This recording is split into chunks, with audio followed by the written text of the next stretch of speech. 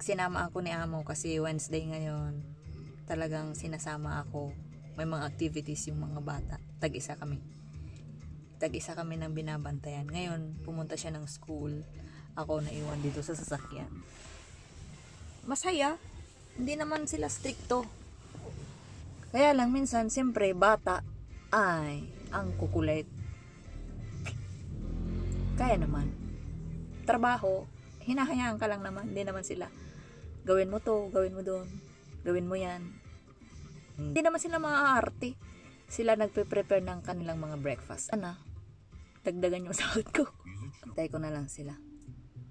Yung panganay, ang una niyang activity is tennis. Ngayon, walang tennis. Yung bunso naman, speech therapy.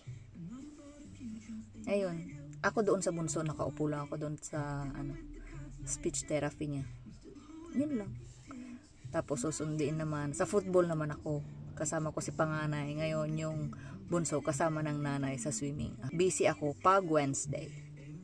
Pag Thursday naman, Friday, okay lang, chok. Tapos Sabado, kasama ko na yun sila. Ayan lang. Thanks.